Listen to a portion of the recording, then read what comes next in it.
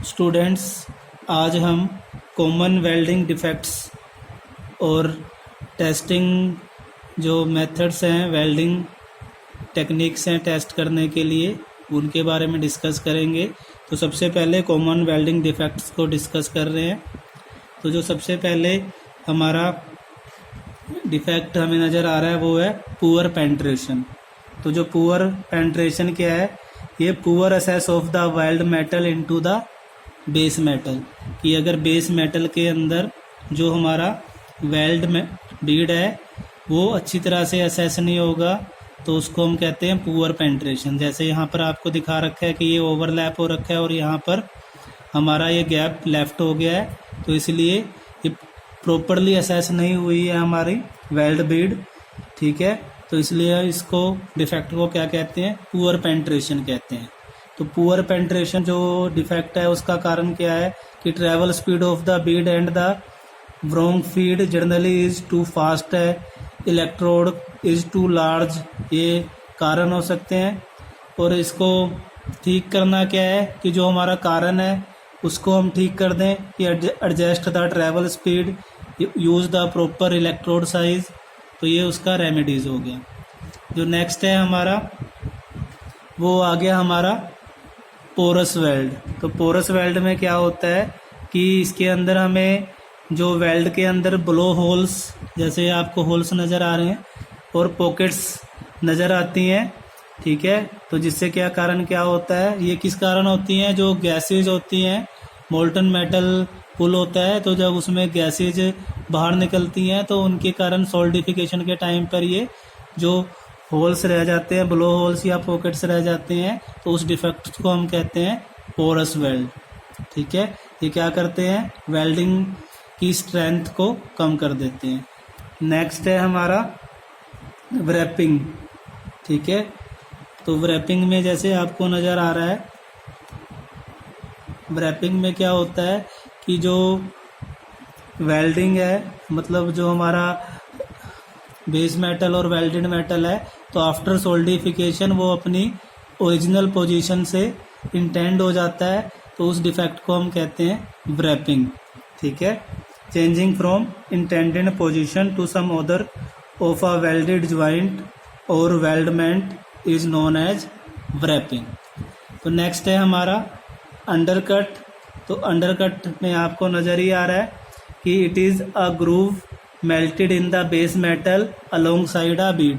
तो ये दोनों साइड में आपको नज़र आ रहा है कि जो हमारा बील्ड है वो अंडरकट है, तो इस डिफेक्ट को हम कहते हैं अंडरकटिंग। नेक्स्ट है हमारा डिस्टोर्शन। तो डिस्टोर्शन ये काफ़ी इम्पोर्टेंट डिफेक्ट है जिसके ऊपर काफ़ी स्टडी होती है। तो डिस्टोर्शन क्या होता है कि जब हमारा जो मोल्टन मेटल पुल है जब वो सोल्डिफाई होता है, तो ड्यूरिंग सोल्डिफिकेशन क्या होता है कि जो मेटल की इसमें कूलिंग के टाइम पे क्या होता है, ट्विस्टिंग होती है, तो जिसके कारण क्या होता है, ये ट्विस्ट कर जाता है, तो उस डिफेक्ट को हम कहते हैं डिस्टोर्शन। नेक्स्ट है हमारा क्रैक्ड वेल्डिंग। तो क्रैक्ड वेल्डिंग डिफेक्ट में क्या होता है कि वेल्ड बीड में हमें फीचर्स क्रैक्ड नज़र आते हैं, तो इस डिफेक्ट को हम कहते हैं क्रैक्ड वेल्ड्स। नेक्स्ट है हमारा पुअर अपीयरेंस। तो अगर हमारी वेल्ड बीड क्या है, बिल्कुल प्रॉपर वे से अगर नहीं स्प्रेड हो रखी, तो उसको हम क्या कहते हैं, पुअर अपीयरेंस। तो जैसा आपको डायग्राम में दिखा रखा है कि ये जो हमारी अनइवन जो वेल्ड बीड है, तो इसको हम क्या कहते हैं, पुअर अपीयरेंस। नेक्स्ट आ रहा है हमारा पुअर फ्यूजन। पुअर फ्यूजन में क्या होता है, it is the improper fusion of the base metal due to insufficient heat supply to it hinders formation of strong joint. तो पुअर फ्यूजन में क्या हो रहा है कि हमारी अगर हीट की सप्लाई प्रॉपर नहीं हुई होती तो हमारा जो पेंट्रेशन है वो प्रॉपर नहीं हो पाता, ठीक है। तो उस डिफेक्ट को हम कहते हैं पुअर फ्यूजन। मेटल पूरी तरह फ्यूज ही नहीं हो पाई, ठीक है। तो जब मेटल पूरी तरह फ्यूज होती है तभी एक सॉलिड वेल्डिंग ज्वाइंट लगता है, तो पुअर फ्यूजन में यही होता है कि जो इन प्रॉपर हीट सप्लाई के कारण मेटल पूरी तरह फ्यूज नहीं हो पाती। नेक्स्ट है हमारा ब्रिटल वेल्ड। तो ब्रिटल वेल्ड के केस में क्या होता है कि a weld which is not able to withstand a jerk और blow and produce a fracture without any appreciable deformation is known as brittle weld. तो अगर इसके ऊपर हम क्या करते हैं, जब हम इसके ऊपर कोई जर्क लगता है, ठीक है, या हम इसके ऊपर फोर्स लगाते हैं, तो ये क्या होता है कि इसके अंदर क्रैक प्रोड्यूस हो जाते हैं या फ्रैक्चर हो जाता है इसका। तो इस डिफेक्ट को हम क्या कहते हैं, ब्रिटल वेल्ड। नेक्स्ट है हमारा स्पार्टर। तो स्पार्टर क्या होता है कि जो छोटे छोटे जो बूंदे सी हमारी वेल्डिंग की जब हम वेल्डिंग कर रहे होते हैं तो मोल्टन जो मेटल होती है उसकी कुछ जो बूंदें होती हैं छोटी छोटी, वो पूरी आसपास स्प्रेड हो जाती है वेल्ड बिल्ड के, तो उसको हम कहते हैं स्पार्टर इफेक्ट। ठीक है, तो ये हमारा स्पार्टर डिफेक्ट हो गया। नेक्स्ट हो गया हमारा मैग्नेटिक ब्लो। तो मैग्नेटिक ब्लो में क्या होता है कि मैग्नेटिक फील्ड के कारण कई बार जो आर्क होती है वो अपने पाथ से डाइवर्ट हो जाती है, तो उसके कारण जो डिफेक्ट होता है उसको क्या कहते हैं, मैग्नेटिक ब्लो। नेक्स्ट है हमारा स्ट्रेस्ड मेटल। ठीक है, मतलब वेल्ड स्ट्रेसेस। तो जब हमारी मेटल कूल होती है तो वो क्या करती है, श्रिंकेज होती है उसके अंदर। तो उस श्रिंकेज के कारण उसके अंदर इंटरनल जो स्ट्रेसेस है वो प्रोड्यूस हो जाती हैं, तो उसको डिफेक्ट को हम कहते हैं वेल्ड स्ट्रेसेस डिफेक्ट। नेक्स्ट है हमारा इंक्लूजन। तो इंक्लूजन में क्या होता है कि अगर वेल्ड बीड के अंदर हमारी इम्प्योरिटीज ऐड हो जाती हैं तो उस इफेक्ट को हम कहते हैं इंक्लूजन डिफेक्ट। नेक्स्ट है हमारा फिश आई। तो फिश आई डिफेक्ट क्या होता है कि इसके अंदर वेल्ड बिल्ड के अंदर हमें सर्कल की शेप में हमें सर्कुलर होल नज़र आते हैं और जिनका जो साइज होता है 1 से लेके 10 mm डायामीटर होता है।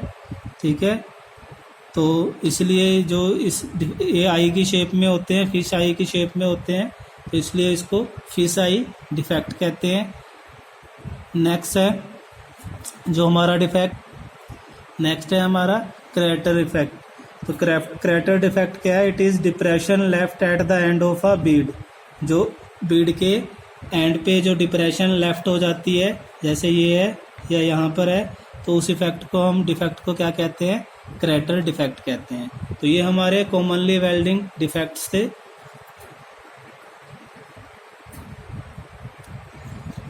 नेक्स्ट टॉपिक है हमारा टेस्टिंग ऑफ वेल्डिंग जॉइंट। तो वेल्डिंग जॉइंट को टेस्ट करने के लिए 2 मेथड यूज होते हैं। एक तो होता है नॉन डिस्ट्रक्टिव और दूसरा होता है डिस्ट्रक्टिव। तो नॉन डिस्ट्रक्टिव के अंदर क्या होता है कि इस मेथड के अंदर जो हमारा प्रोडक्ट है या वेल्ड है उसको हम क्या करते हैं, उसके अंदर कोई भी उसकी सरफेस के ऊपर कोई भी चेंजेस नहीं आते और उसको हम डिस्ट्रॉय नहीं करते।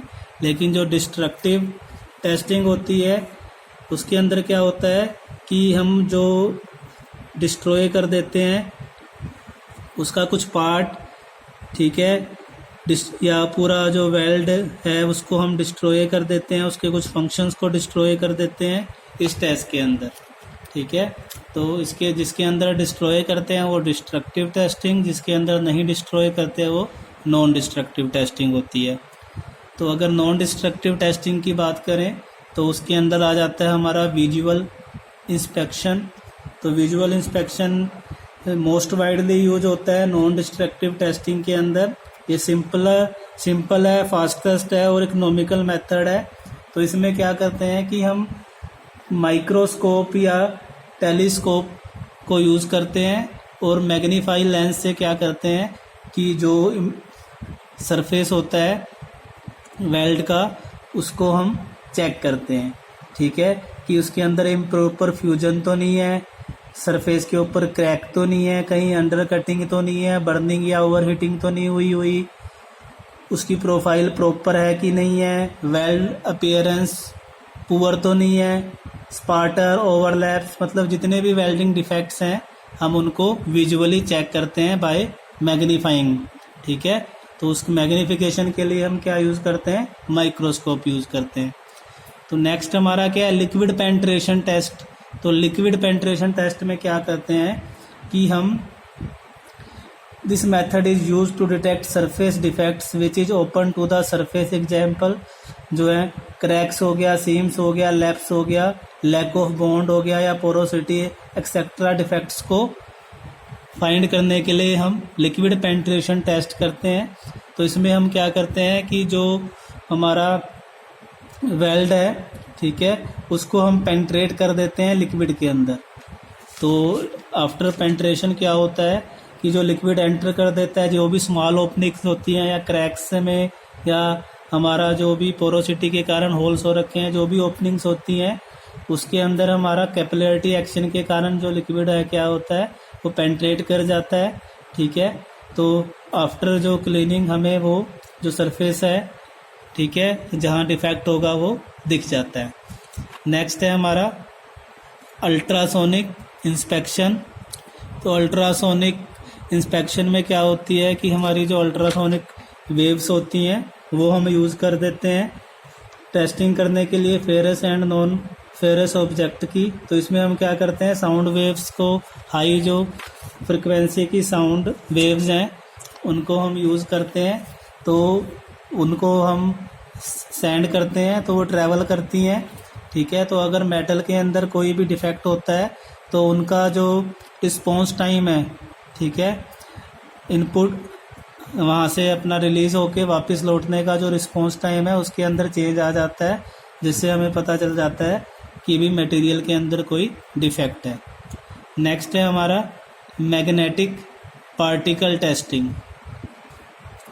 तो जो ये इस टेस्टिंग में क्या होता है कि हम मैग्नेटिक जो फील्ड होती है, ठीक है, when a piece of metal is place in magnetic field and the lines of magnetic flux get intersected by a discontinuity such as crack or slag inclusion in a job, the magnetic poles are induced on either side of discontinuity. This cause local flux disturbance which is detected by its effect upon magnetic particles.